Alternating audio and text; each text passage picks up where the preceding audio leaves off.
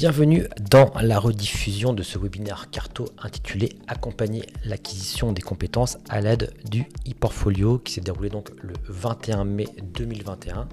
Ici Julien Maurice, donc animateur de la Carto, et avant finalement de lancer la rediffusion, je vais vous décrire en quelques mots le contenu de la présentation que vous apprêtez à visionner.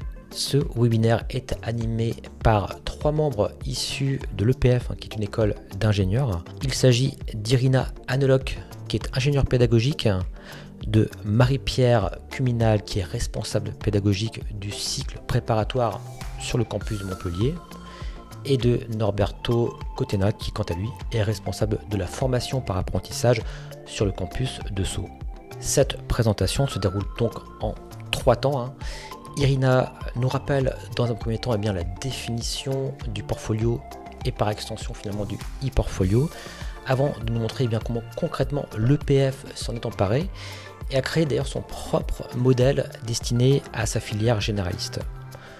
Concrètement, ce modèle se base d'ailleurs techniquement sur l'outil Karuta qui au passage semble apporter pleine satisfaction de par son ergonomie et sa simplicité d'utilisation. Norberto aborde ensuite quant à lui l'usage du e-portfolio, mais cette fois pour un public d'apprentis, en insistant sur les spécificités finalement liées à ce public et notamment sur une utilisation davantage centrée sur le projet professionnel. Enfin, pour terminer, Marie-Pierre nous montre comment elle s'est emparée du e-portfolio en l'intégrant cette fois dans le cycle préparatoire de l'école. Elle insistera notamment sur le challenge finalement que cela représente en termes d'appropriation de la démarche, notamment par des étudiants fraîchement sortis du lycée. Merci encore à ces 3 intervenants pour avoir su articuler leurs témoignages qui sont de fait très complémentaires. Voilà, sans plus attendre, je vous laisse en compagnie d'Irina, Norberto et Marie-Pierre. Excellent webinaire Carto à tous. Et je vais pouvoir laisser maintenant Irina, je crois qu'il commence, il me semble, pour partager son écran éventuellement. Et puis voilà, je vous souhaite une excellente présentation. Merci. Merci beaucoup Julien. Donc effectivement, je vais partager ma présentation avec vous. Comme Julien a dit, je suis ingénieur pédagogique à l'EPF École d'ingénieurs. Juste en 2 mots, c'est une pas très très grande école. On a environ 2400 étudiants et nous avons 3 campus. Donc c'est un peu la particularité de l'école, c'est que nous avons un campus à Sceaux, un autre à Montpellier et un 3e à Troyes.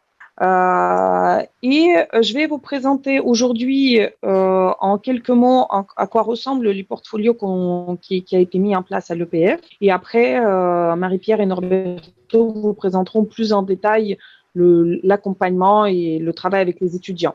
Mais avant de parler de l'e-portfolio à l'EPF, qu'est-ce qu'un e-portfolio? Bon, peut-être que tout le monde ne le sait pas.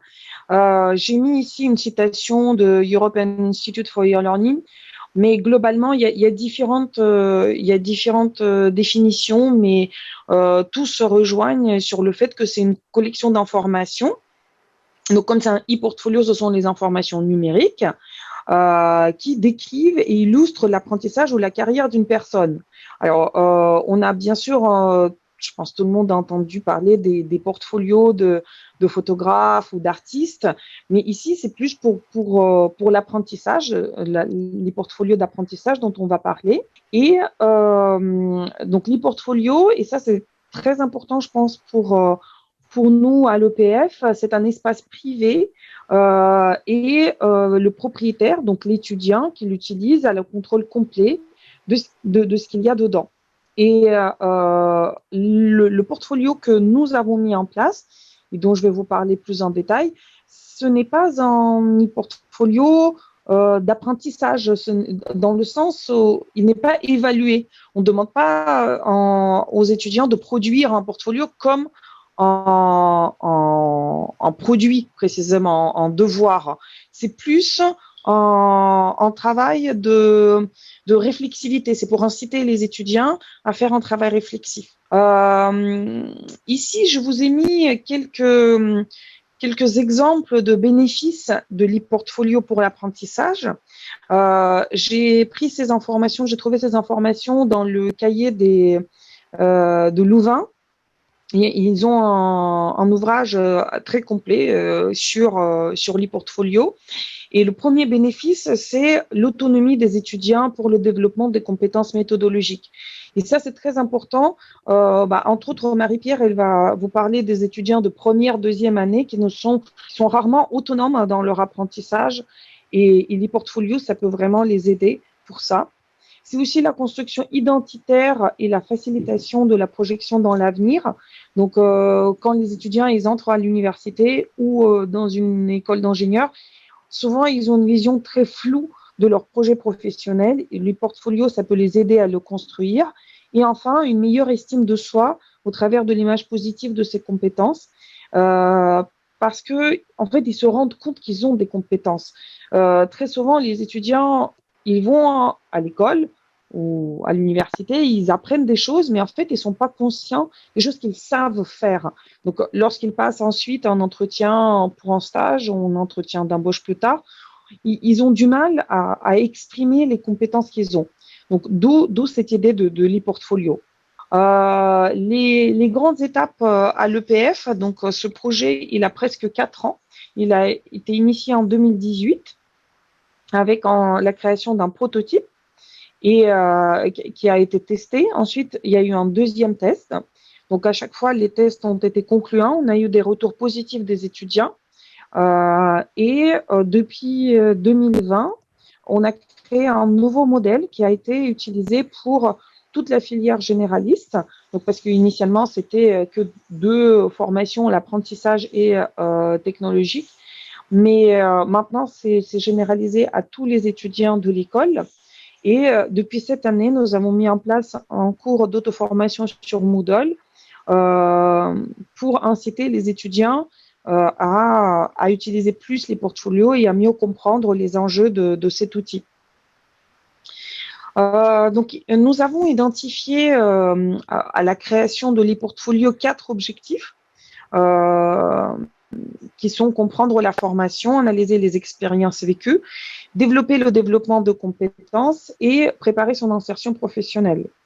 J'ajoute encore en détail, c'est qu'au début, la création de l'e-portfolio était vraiment en lien avec l'approche par compétences qu'on était en train de mettre en place à l'école. Finalement, ces 2 projets se sont un petit peu séparés. Donc, nous travaillons toujours sur l'approche par compétences, mais le projet e-portfolio a été plus rapide, il a été plus vite mis en place. Donc, on peut déjà utiliser l'e-portfolio avant d'avoir le référentiel définitif des compétences. Donc, chaque objectif a une rubrique correspondante dans l'e-portfolio. Donc, pour le premier objectif, c'est la rubrique la formation académique. Pour le deuxième objectif, ce sont mes expériences. Donc là, ça dépasse les expériences académiques, mais il y a d'autres expériences qui peuvent être importantes pour la création des compétences ou le développement des compétences. Il y a une rubrique dédiée mes compétences avec les ressources à mobiliser et les preuves de réalisation. Donc, les étudiants ils peuvent déposer leur production, ça c'est les fameux artefacts. Et pour la préparation de leur session professionnelle, il y a aussi plusieurs petites rubriques qui sont le réseau, le projet professionnel, la recherche de stage ou de l'emploi, où vraiment, à chaque fois, on les incite à inscrire comment s'est passé l'entretien, qu'est-ce qui a été bien, qu'est-ce qui n'était pas bien, qu'est-ce qu'on peut améliorer pour la prochaine fois. Donc, ça, c'est juste une capture d'écran. Nous utilisons l'outil Karuta, alors qui est assez simple pour l'utilisateur. Il n'y a pas de contraintes pour l'utiliser. Donc, on a eu plutôt des retours positifs et il est facile de s'y retrouver. Donc, il y a plusieurs menus à remplir à chaque fois. Donc, ça, c'est un exemple du projet professionnel. Il y a des menus déroulants pour aider les étudiants pour aller plus vite, et puis d'autres où ils doivent vraiment taper leurs réponses après réflexion. Voilà, ça c'est un exemple des rapports qu'on peut extraire. Donc les étudiants, ils remplissent l'e-portfolio qui leur est propre. Donc, a priori, il n'est pas fait pour être partagé tel quel avec d'autres personnes. En revanche, s'ils veulent partager des extraits de leur portfolio, et entre autres, s'ils veulent avoir un CV créé automatiquement, ils peuvent utiliser donc la rubrique Mes rapports et ensuite ils peuvent télécharger leur CV ou leur rapport avec les informations qu'ils peuvent sélectionner pour partager soit avec l'enseignant, soit avec des camarades, soit peut-être pour un entretien avec un futur employeur. Voilà, donc j'ai fini ma présentation. Je vais peut-être ajouter d'autres choses après quand mes collègues auront fait leur présentation. Je laisse la parole à Norberto. Merci Irina. Bien, mais écoutez, merci d'être là. Bonjour à tous et à toutes. Norberto Coteina, comme on l'a dit tout à l'heure, je suis le responsable de la formation pour l'apprentissage sur le campus francilien. Aujourd'hui, je vais vous parler plutôt de l'expérience que nous avons vécue de ces portfolios, sachant que nous avions déjà auparavant, du fait de la contrainte de l'apprentissage, mis en place des outils qui permettent aussi d'évaluer les compétences et de travailler sur leur projet professionnel.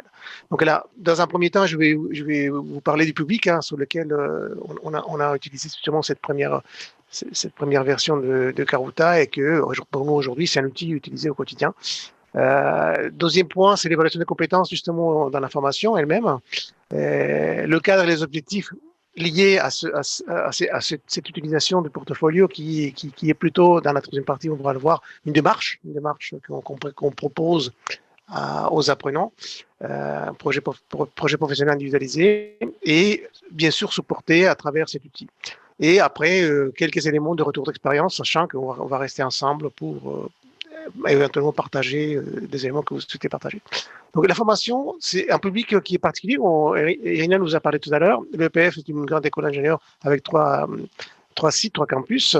Et normalement, c'est la formation et 90% du temps dédié à des bac tout simplement. Et on fait une sorte de prépa intégrée à un statut étudiant. On fait une entrée parallèle, entre guillemets, avec les formations par l'apprentissage. On en a une dans le campus parisien à Sceaux et l'autre à Montpellier. Et aussi, aujourd'hui, on commence à proposer des formations bachelor, donc des formations aussi professionnalisantes. Mais ceci n'est pas le grand flux de nos étudiants. Qui dit formation par l'apprentissage dit formation à un statut particulier, un statut étudiant, pas étudiant, apprenti, pardon. Et donc, ce sont des salariés et ils vont faire une formation sur 3 ans. Donc, ils rentrent en troisième année de formation normale, donc première année du cycle ingénieur. Ce sont des gens qui, dès le début de la formation, ils ont des entreprises et des missions différentes et il faut faire les 3 années en entreprise. Il n'y aura pas des stages. Donc, c'est pour ça que l'utilisation n'est pas exactement la même qu'on pourrait faire si on le fait comme mes collègues le font pour les statuts étudiants dans lesquels il y a aussi la recherche des stages. Enfin, il y a d'autres choses qui pourraient mettre en place. Les promos aujourd'hui sont des promos 36. On compte l'année prochaine migrer sur le campus, notre futur campus à Cachan, et donc on va doubler les promos. Les promos, on va passer à 72, mais aujourd'hui, c'est pour l'exercice que je vous ai, qu'on a pris en place, c'est sur cette promo des 36 apprentis. À la rentrée, donc, ce sont des jeunes qui ont déjà un niveau Bac plus 2, voire Bac plus 3. Certains sont des étudiants de l'EPF qui intègrent la formation par apprentissage et d'autres, ce sont des gens, la plupart, qui viennent de l'extérieur, avec un DUT, avec un BTS. Certains même ont déjà fait l'apprentissage. Donc, vous voyez déjà pour une population un peu plus hétérogène. L'entrée, ils rentrent en CFA, donc la formation d'apprenti, et il y a déjà l'idée des projets professionnels. C'est là du fait qu'ils vont chercher eux-mêmes leur contrat d'apprentissage.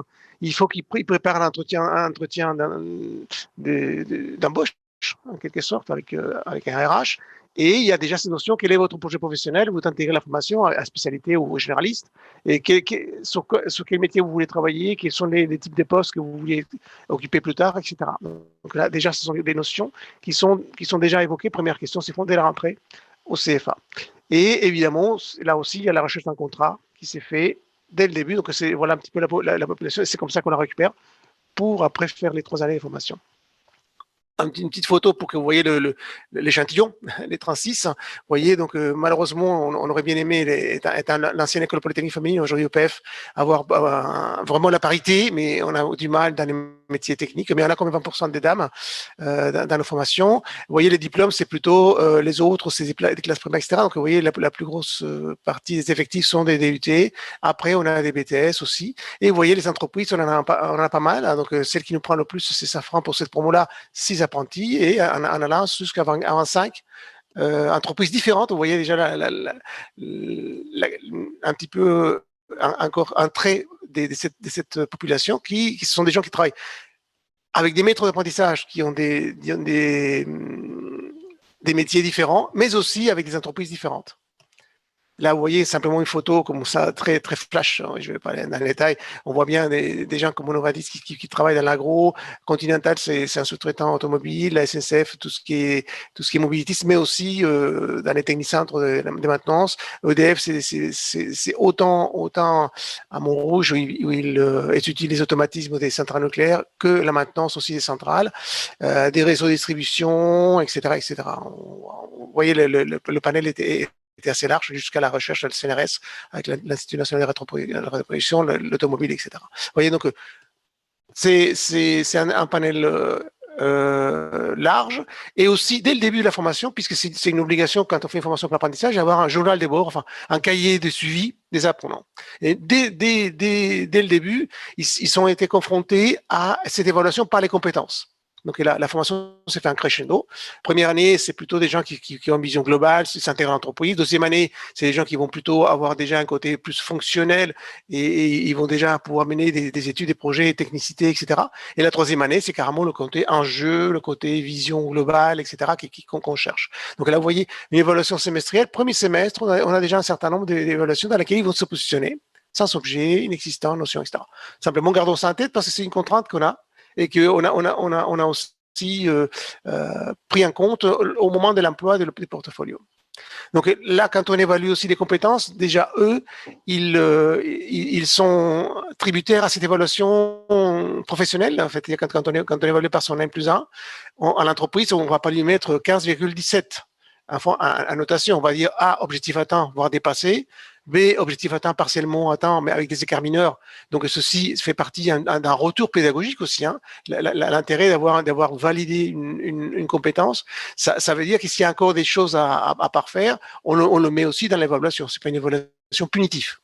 Des écarts, les objectifs ne sont pas atteints, il y a des écarts critiques pour lesquels il va falloir carrément peut-être refaire un livrable, refaire une activité. Et ces évaluations-là, on les pratique aussi de la même manière, sous forme de lettres, pour les modules. Que ce soit en maths, en physique, en management d'entreprise, en management de projet, etc. Et D, c'est vraiment que le module n'est pas validé. Donc là, il y a un écart critique qu'il va falloir combler. Donc là, ils sont déjà habitués à ça. Donc dans la formation, donc on a créé ce module entre guillemets qui s'appelle projet professionnel et individualisé, avec le soutien des portfolios, qui pour nous c'est un outil. C'est pas la démarche en soi. C'est un outil. Pour nous, c'est un outil pédagogique, c'est un outil qui supporte une démarche qu'il faut mener. Donc là, l'idée, c'est qu'il y a une définition, une formalisation grâce à l'outil de la démarche portfolio, et puis on commence par son passé, bien sûr.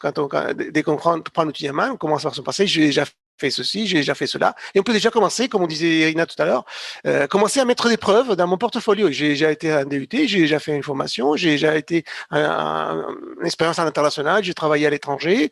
Et donc, ce sont des éléments qu'on peut déjà commencer à mettre en place pour le portfolio. Donc, au premier semestre, il y a déjà cette partie des prises en main. Et c'est une démarche itérative, semestre par semestre. Il faut qu'ils puissent enrichir avec leur expérience et leurs projets, autant en entreprise qu'à l'école, ils puissent l'enrichir. Donc, c'est une notion d'itérativité. On évalue bien sûr les écarts, parce que là, quand on évalue, il faut pouvoir se comparer. Donc, on peut imaginer justement des compétences cibles. On peut prendre les nôtres, ou on peut prendre aussi celles qui ont été définies par eux-mêmes, parce qu'ils peuvent définir un poste idéal. Par exemple, j'ai un apprenti qui est chez Safran, et il est dans le service méthode des fabrications. Et bien sûr, au début, il veut avoir le rôle de son maître d'apprentissage. Donc, et forcément, il peut le décrire. Quelles sont les compétences qui vont mettre en apprentissage à aujourd'hui et quelles sont les compétences que j'ai en garage. Et donc, là aussi, on peut se donner, c'est un outil qui le permet, d'essayer de donner une évaluation des compétences et donc trouver les écarts à combler. Donc là, c'est mettre en mouvement. C'est pour ça que c'est une animation itérative, parce que c'est intéressant. À chaque période, il peut y avoir des nouveautés. Et peut-être il va changer aussi des métiers ou étudier un autre. Ceci ne porte aucun préjudice. Au contraire, il va garder ça à mémoire dans son portfolio. Il va construire aussi un plan d'action. C'est-à-dire que si on se dit en formation, j'apprends le langage C, j'apprends la programmation objet, mais je n'apprends pas le langage particulier d'un automate programmable, ah ben, ce sont des compétences qu'il va devoir, lui, chercher peut-être en entreprise ou à travers un module de formation en particulier. Vous voyez, donc là aussi, c'est un outil qui est souple parce qu'il nous permet d'aller tout au long des 3 années, non pas simplement sur la formation elle-même, mais c'est vraiment centré à l'apprenant, à l'apprenti. Et l'idéal, c'est qu'à petit à petit, on se prépare à l'insertion professionnelle, sachant qu'aujourd'hui, c'est aussi une compétence. Le fait de pouvoir mener cette analyse et avoir son regard critique par rapport au métier que je veux faire plus tard, c'est aussi une compétence parce qu'aujourd'hui, tous les 18 mois, c'est une enquête de l'OCDE qui dit ça, tous les 18 mois, un élève actuel est censé échanger carrément de métiers d'entreprise, mais aussi des métiers. Donc là, c'est aussi une compétence importante. Et le portfolio, c'est quelque chose d'intéressant parce qu'il peut le suivre tout au long de sa carrière. Donc le portfolio, il sera là jusqu'à la fin de sa carrière, tant qu'il le voudra. Donc là, dans ces démarches, ce qu'on leur propose de faire, hein, des activités à côté, c'est faire des enquêtes sur les métiers d'ingénieur. Par exemple, un entretien avec son responsable pour lui poser les questions. Quel est votre métier? Donc on donne un petit guide d'entretien et ils peuvent carrément, ces entretiens-là, l'enregistrer ou le consigner par écrit et le mettre dans son portfolio. Et ça le permet de peut-être évoquer avec quelqu'un. Votre métier, c'est quoi? C'est ingénieur qualité? Ah oui, quelles sont les 3 choses que vous aimez faire? Ah bah j'aime bien tout ce qui est rigoureux, j'aime bien planifier, j'aime bien voir les gens, discuter, etc. Et qu'est-ce que vous aimez pas faire? Ah bah j'aime pas tout ce qui est documentaire, papasserie, etc. Donc c'est quelqu'un qui est plutôt qualité terrain. Or qu'il y a des gens qui aiment bien la qualité papier, documents, etc. Donc là, vous voyez déjà dans les entretiens aussi, les enquêtes métiers, on peut avoir aussi des compléments d'information qui sont intéressants. Donc voilà les choses qu'on peut mettre dans un portfolio. L'idée aussi, c'est poser la question, c'est une notion de compétence. Elle paraît simple d'un premier abord, mais quand on la manipule, on se rend compte que c'est pas si instinctif. Et l'idée aussi, c'est une notion d'autonomie et prise de responsabilité par rapport à lui-même. C'est lui qui va prendre ses décisions. Nous, on est là pour l'accompagner. Moi-même, je suis un tuteur académique, entre guillemets. Je suis une 30aine d'apprentis en entreprise. Donc, je suis un petit peu le coach. Tous les semestres, on s'est fait des bilans par rapport à la formation. Et évidemment aussi, la notion d'auto-évaluation, il se positionne par rapport à des compétences. Et ça aussi, c'est intéressant pour nous parce que quand on va négocier tous les semestres, il y a des missions à l'entreprise. Si la personne est moteur, il peut aussi, lui, négocier les différentes missions. Pour la prochaine fois, j'aimerais bien plutôt d'aller voir le service d'un tel parce que je pourrais apprendre quelque chose de nouveau, etc. Et donc là, ça permet aussi d'orienter, si vous voulez, la formation en entreprise, qui est quelque chose d'intéressant. Et évidemment, ces notions d'individualisation, c'est quelque chose que nous, on préconise dans cette démarche. Donc, pour nous, il y a des moments forts. Pour la première année, il faut déjà qu'il y ait une réflexion sur soi, qu'il y a déjà des projets professionnels qui soient un petit peu détaillés, 3, 4, 5 postes clés éventuellement. Et pour accompagner cette réflexion-là, on a quelques modules, un petit peu de connaissances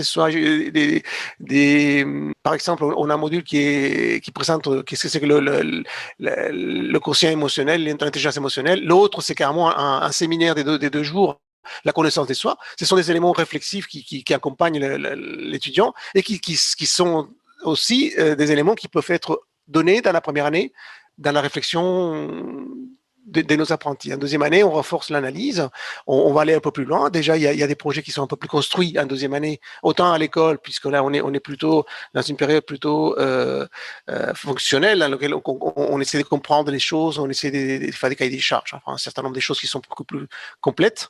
Et là aussi, l'analyse et les compétences, ils vont commencer à changer, ils vont commencer à s'alimenter.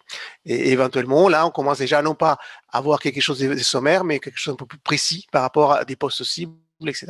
Et la troisième année, c'est vraiment, on fait vivre le portfolio, puisque ça va être aussi des éléments d'épreuve qui vont nous permettre d'éditer un CV déjà par compétences, mais aussi on leur propose en parallèle un module 35 heures. C'est eux-mêmes qui vont choisir sur quel module ils veulent se faire former à travers la formation à distance ou autre. Et c'est aussi avec un lien à faire avec la démarche portfolio. Quelles sont les compétences sur lesquelles vous voulez travailler, que vous n'avez pas pu le faire jusqu'à aujourd'hui. Et c'est eux-mêmes qui vont nous vendre, entre guillemets, cette formation-là qui va être pour eux aussi quelque chose de particulier dans leur espace de travail. Un retour d'expérience, c'est une démarche que l'élève doit s'approprier et qui demande un engagement. Si on laisse faire et on leur fait confiance, il faut toujours quand même avoir un feedback. Nous, on a la chance d'avoir des entretiens semestriels avec eux. Et donc, on évoque aussi le portfolio parmi d'autres choses, bien sûr.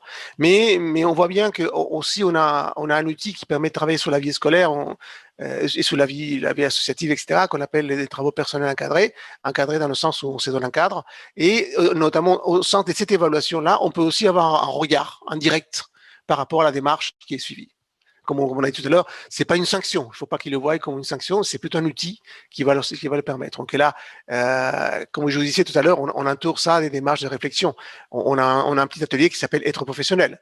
On a un deuxième atelier, et il y a le métier d'ingénieur, et on a carrément des témoignages parfois des maîtres d'apprentissage. On a eu un témoignage il n'y a pas longtemps, quelqu'un qui est ingénieur système et qui est venu parler de son métier pendant une séance de 3h30 et qui a pu évoquer les compétences requises, etc. Et là, nos apprentis, ils se sentaient à 60% en accord avec les compétences qu'un ingénieur système pourrait leur apporter en tant que poste de travail. Donc là, on sent bien que ce côté réflexivité, c'est intéressant d'avoir ces éléments-là en parallèle. Il faut aussi penser à tous les éléments d'épreuve. Parfois, ils y pensent pas. Ils ont fait un super projet, ils ont créé une expérience avec une carte Arduino pour mesurer la vitesse instantanée des mouvements. Ils ont fait un projet Open Data qui est très réaliste, très réel, et ils ne pensent pas mettre ces éléments-là dans le portfolio. Ça aussi, c'est quelque chose qu'il faut garder en tête. Il faut que le portfolio soit vraiment une base de données complète. Et il y a la notion d'accompagner dans la démarche, c'est pas simplement utiliser l'outil. Ah oui, il faut que tu crées le lien ici et que tu ajoutes ça. Donc, c'est plutôt dans la réflexion il faut qu'on soit un peu attentif pour que la démarche puisse se mener d'une manière assez complète. On a évoqué le point régulier avec structure académique, et ces compétences-là, qui sont des compétences réelles, réalistes, pour qu'ils puissent conduire leur projet professionnel dès la sortie de l'école. D'ailleurs, on leur demande même une question ouverte, c'est à la fin, qu'est-ce que tu vas faire après l'EPF? Est-ce que tu vas continuer une formation et pourquoi faire? C'est pour combler une compétence ou pas? Donc là, on est aussi un petit peu coach jusqu'à la fin. Voilà, je m'arrête là. Je reste peut-être, Julien, les questions à la fin des 3 présentations? Après, dans ce cas-là, après Très bien. la dernière présentation. Merci. Merci, super. Donc, je vais prendre la parole. Donc, Marie-Pierre Cuminal. Alors, je vais vous partager moi aussi une petite présentation. Alors, je m'appelle Marie-Pierre Cuminal, je travaille à l'EPF. Moi, je suis responsable pédagogique d'une formation d'un cycle préparatoire intégré.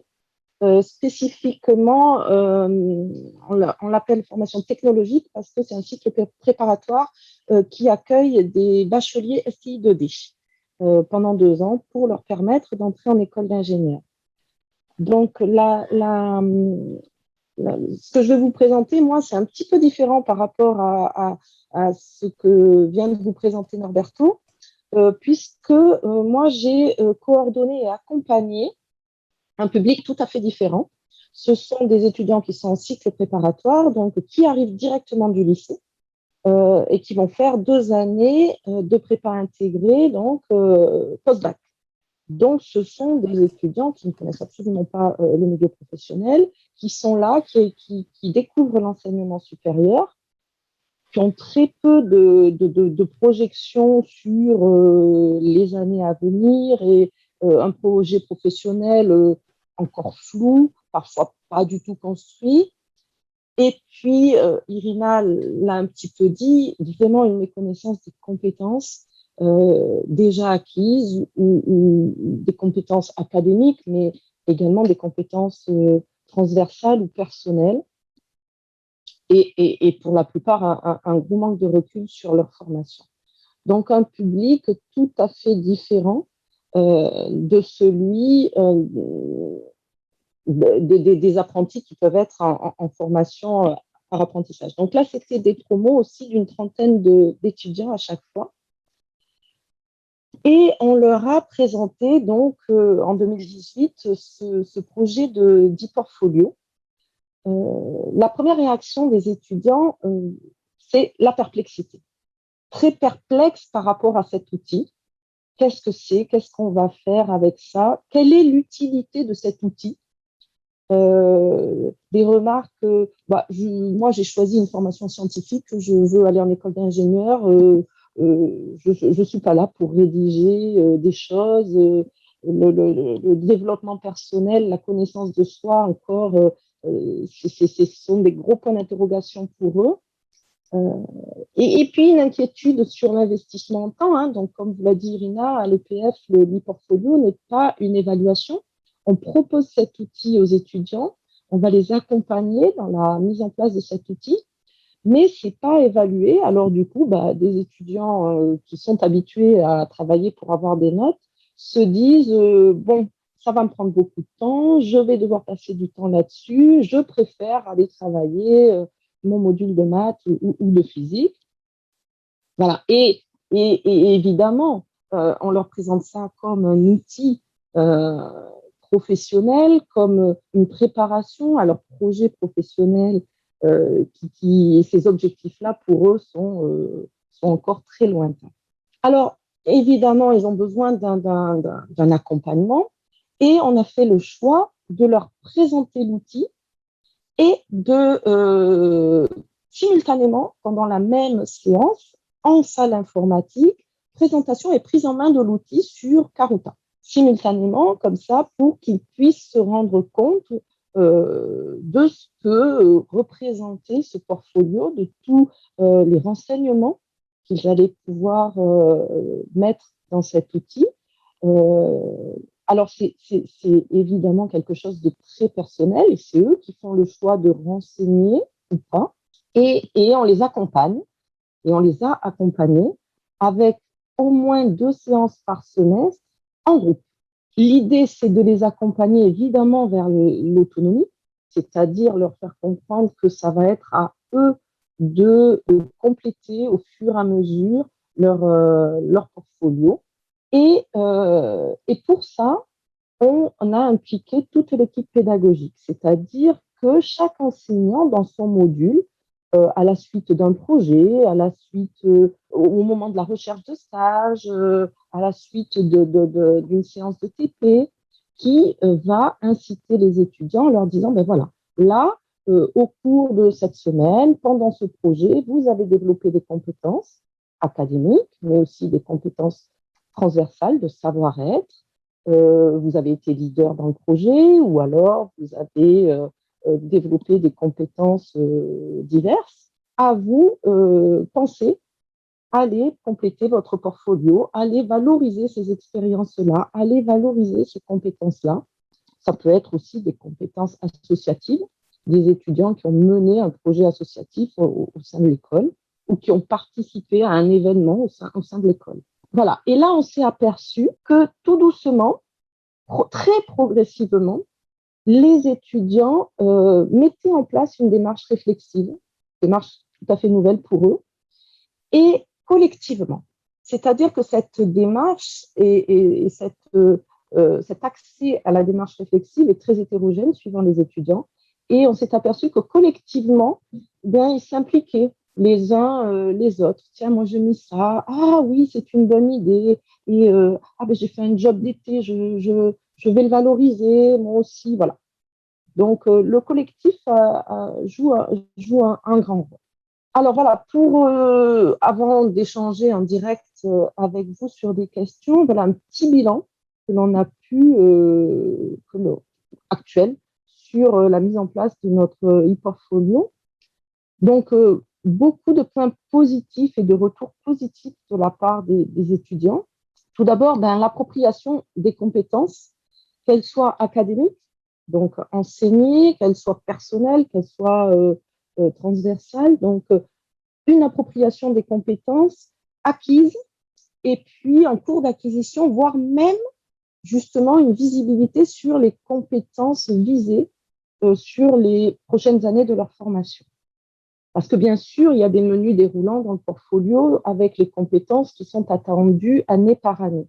Le point très, très positif, c'est une prise de recul face à leur formation.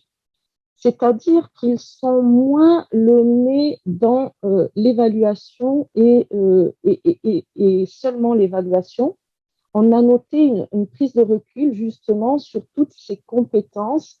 Ah tiens, finalement, le stage, ça permet de développer plus de compétences que ce que j'imaginais. C'est pas simplement trouver un stage et puis aller pendant 4 semaines dans une entreprise. Ils se sentent du coup beaucoup plus investis et peu à peu beaucoup plus responsables et acteurs de leur formation avec une valorisation de la progression. Tiens, cette compétence-là, je ne l'ai pas encore acquise, mais je pourrais la cocher peut-être dans 1 mois, dans 6 mois, l'année prochaine. Et je sais que cette compétence est affichée et que je vais devoir peut-être mettre en place des choses pour pouvoir l'acquérir. Donc, valorisation de la progression et puis identification de nouveaux objectifs. Ça leur permet de réaliser que peut-être une compétence transversale serait intéressante pour compléter leur profil et leur donner envie de s'engager dans une association, créer un événement personnel ou au sein de l'école. Et aussi une prise de conscience que finalement, ils sont tous dans la même école, ils sont tous dans la même formation, mais que leur parcours va être personnalisé. Ils vont pouvoir faire des choix différents en fonction de leurs attentes, en fonction de leur projet professionnel et puis en fonction aussi de leur personnalité. Et évidemment, tout doucement, nous commençons à construire et à les aider à mettre en place. C'est une aide supplémentaire à la mise en place du projet professionnel.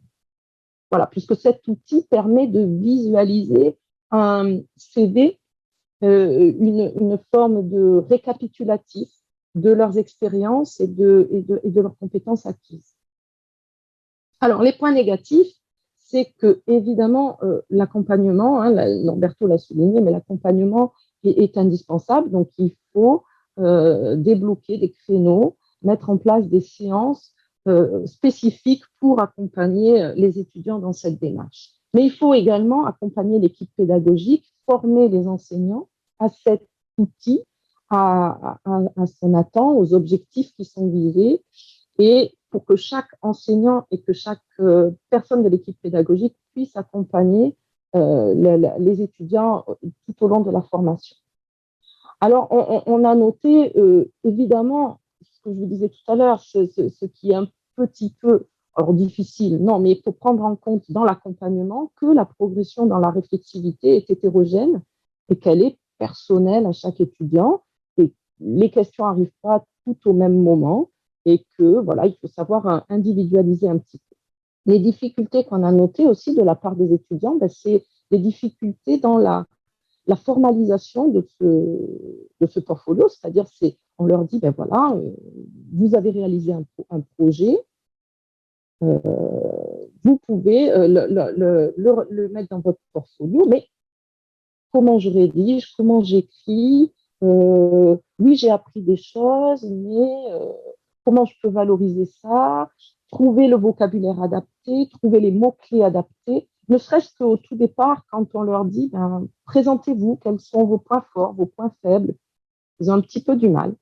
Une difficulté aussi, c'est d'arriver à maintenir la présence de ce portfolio tout au long de leur formation, de la première année post-bac jusqu'au diplôme, jusqu'au moment où ils vont rentrer sur le marché du travail et valoriser ce portfolio et s'en servir pour trouver un emploi ou rebondir ou un stage aux différents moments de leur formation. Et le challenge aussi, c'est d'arriver à les mobiliser sans évaluer. Voilà. Donc, c'est pas évaluer, c'est pas une obligation, mais les inciter à utiliser cet outil de valorisation et de mise en place de leur projet professionnel. Voilà, j'en ai fini pour cette petite présentation et je suis disponible pour répondre à vos questions et échanger avec vous. Parfait, merci beaucoup. Merci à Norberto, Irina et Marie-Pierre. C'était très complémentaire en plus comme présentation, avec différents types de publics. Alors, juste pour éviter les frustrations, parce que, bon, évidemment, à 3, le temps passe vite.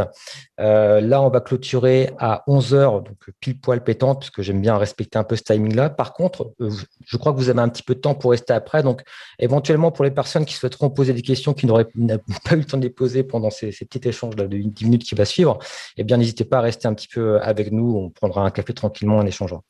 Alors, juste avant de commencer un petit peu justement les échanges, je vais simplement poser une question pour ma part, parce que c'est un sujet qui m'intéresse beaucoup, et notamment Karuta. Et je voulais savoir si vous faisiez un lien également par rapport on peut appeler ça un enseignement, mais si vous faisiez un lien avec notamment LinkedIn, par exemple, qui pourrait sembler comme un portfolio ou par rapport à leur vie professionnelle future. Est-ce que vous pensez finalement que les étudiants à l'avenir vont s'appuyer sur Karuta ou sur LinkedIn ou sur autre chose ou sur les deux? Enfin voilà, comment est-ce que vous voyez un petit peu ces deux usages? Alors peut-être Marie-Pierre éventuellement. Oui, alors c'est deux usages qui sont un peu liés mais qui sont parallèles. C'est-à-dire que l'e-portfolio, on présente bien ça comme un outil très personnel et qui n'est pas obligatoirement partagé, contrairement à LinkedIn. C'est-à-dire que sur LinkedIn, ils vont mettre des informations qui vont être visibles et partagées. Le portfolio leur permet de rassembler, de faire un gros document, on va dire, avec toutes leurs expériences, toutes leurs compétences, à eux après d'adapter et de cible en fonction de la cible, si c'est une recherche de stage ou si c'est une recherche de poste. Et puis en fonction du poste qu'ils vont demander, peut-être qu'ils ne voudront pas renseigner toutes leurs expériences. Voilà. Mais ça leur permet d'avoir, on va dire, un dossier personnel complet de toutes leurs expériences, de toutes leurs compétences, et ils pourront aller piocher dedans au fur et à mesure et choisir de partager certains contenus et pas d'autres. Voilà, c'est ça le gros avantage. Ok, merci. Oui, Alors, pour compléter aussi, oui, peut-être, c'est LinkedIn, c'est aussi un outil. Et LinkedIn, le fait de chercher avec des mots-clés, de trouver des définitions des postes, de trouver des noms, ça nous donne aussi des points d'entrée aussi pour le portfolio. Et je peux aussi, fameux entretien qu'on a parlé tout à l'heure, si je veux aller plus loin, je peux aussi contacter une personne chez LinkedIn qui va me donner des informations pour mon espace privé. Donc là aussi, je le vois, il y a certainement des liens qui vont se créer, mais pour le moment, je pense que ce sont deux outils qui sont différents. L'un qui est plutôt une base de données dans laquelle c'est une big data, hein, dans laquelle je vais pouvoir leur demander plein d'indicateurs, etc. Et l'autre, c'est un outil réflexif plus personnel. Mais je pense qu'il y aura petit à petit. C'est ce qu'on appelle la différence entre un portfolio de présentation et un portfolio d'apprentissage, finalement. Et c'est un peu la différence. Non, c'est super intéressant. Alors, n'hésitez pas à lever la main. D'ailleurs, je vous ai pas expliqué un petit peu le principe. Julien, je voulais juste ajouter encore une chose. C'est que j'en ai parlé en 2 minutes, moins de 2 minutes dans ma présentation, mais j'ai dit qu'on a lancé un cours d'auto-formation à l'utilisation des portfolios, un peu d'initiation à les portfolios. Et ce cours-là, on l'a conçu avec le service d'insertion professionnelle. Et précisément, il est constitué de 4 modules. Et le 4e module, il n'est pas sur l'e-portfolio, mais sur d'autres outils d'insertion professionnelle, dont LinkedIn, mais on a aussi à l'école d'autres outils qui sont proposés aux étudiants. Donc, pour faire le lien entre l'e-portfolio et les autres outils, pour qu'il y ait effectivement une cohérence. Que ce soit une cohérence, exactement, pour que ce soit ensemble, tous les outils sont regroupés. Ok, super intéressant, merci. Alors, s'il y a des questions, n'hésitez pas, la parole est à vous. Alors, je vois dans la conversation qu'il y a une question sur que devient le portfolio quand les étudiants ont terminé leur cursus. Y ont-ils toujours accès? Ben oui, évidemment. C'est un outil personnel qu'on leur propose et qu'ils gardent et qu'ils peuvent garder ou pas, ça sera leur choix. de l'utiliser ou pas par la suite. Alors, il y a Anne-Marie qui avait une question. Oui, bonjour. En fait, deux questions sur l'outil Karuta proprement dit. Je voulais savoir, est-ce que sa prise en main par les enseignants, enfin ceux qui vont s'intéresser en particulier à cette démarche-là, est chronophage? Est-ce que c'est un outil complexe ou c'est très abordable? Alors, les enseignants n'ont pas besoin de prendre l'outil Karuta en main, pas du tout. C'est les étudiants qui vont prendre l'outil Karuta en main et il est très simple d'utilisation et les étudiants n'ont aucun souci à l'utiliser. L'enseignant n'est pas là pour utiliser l'outil Karuta, il est simplement là pour accompagner les étudiants, c'est-à-dire leur rappeler, on est en train de travailler sur un projet, pensez que vous pouvez valoriser ce projet dans votre portfolio, que vous pouvez penser à rentrer des mots-clés, penser à réfléchir aux compétences que ce projet vous a permis de développer, d'acquérir, d'améliorer, de découvrir. Voilà. Et donc, ça veut dire que la structure, l'architecture, parce que ce que vous en avez montré, visiblement, il y a des pages avec des onglets, des items, elle est figée, c'est-à-dire qu'elle est imposée par l'outil ou est-ce qu'on peut personnaliser? Non. En fait, c'est très libre. Au contraire, c'est des briques qu'on peut ajouter. Mais normalement, ce sont pas les enseignants qui font ce travail-là. L'outil Karuta, il est un peu complexe pour ce qu'on appelle les designers. Donc, les personnes qui vont créer cette structure. Mais normalement, ce ne sont pas les enseignants, ce sont plutôt des ingénieurs pédagogiques ou les développeurs qui vont faire ce travail-là. L'enseignant, il peut faire une structure, il peut dire bon, moi, je voudrais que ce soit comme ça. Mais normalement, c'est pas l'enseignant qui va créer cette structure sur le site. D'ailleurs, peut-être, il faut dire aussi que Karuta, il y a aussi une communauté, parce que c'est un open source, et les gens aussi s'échangent des bons procédés, mais c'est vrai que c'est un outil qui permet de créer un portfolio. Et chacun le paramètre. On crée les rubriques qu'on veut, il y a des fonctionnalités, etc., comme tu disais, Arina. Donc, il y a un travail de réflexion et des préparations de la base de données, enfin, de l'outil lui-même, quoi. Mais une fois qu'il est fait, c'est fait, hein. C'est en open source, donc c'est pour ça qu'on ne paye pas de royalties, on ne paye pas d'abonnement, c'est important. C'est tout de même un travail que l'équipe enseignante doit faire au préalable, à ce que le portfolio soit un petit peu particularisé en fonction peut-être de la formation et du public que l'on a. Tout à fait. Oui, mais c'est encore une fois, voilà, normalement, les enseignants, ils font pas la création de l'outil, quoi, de l'e-portfolio lui-même. C'est soit les ingénieurs pédagogiques, soit la DIC, mais c'est les gens qui sont plus à l'aise peut-être avec les outils numériques. Ouais, même si c'est pas très, très compliqué non plus, hein. Sous réserve d'être assisté par des ingénieurs pédagogiques, ce qui n'est pas le cas partout. Après, l'outil, il n'est pas non plus très, très, très complexe, mais pour les personnes qui sont à l'aise avec les outils numériques, c'est possible même d'en créer un. Et puis, si je peux me permettre très rapidement, vous avez parlé du fait qu'il fallait que l'équipe enseignante participe. Est-ce que vous avez des astuces pour motiver toute une équipe enseignante sur ce genre de démarche? Non, mais c'est participer, c'est-à-dire sensibiliser toute l'équipe enseignante au fait que les étudiants ont cet outil-là et le valoriser. C'est pas du temps, hein, on prend pas du temps, c'est-à-dire que l'enseignant ne va pas prendre un quart d'heure pendant sa séance pour parler de ça. Simplement, on est en projet, on vient de faire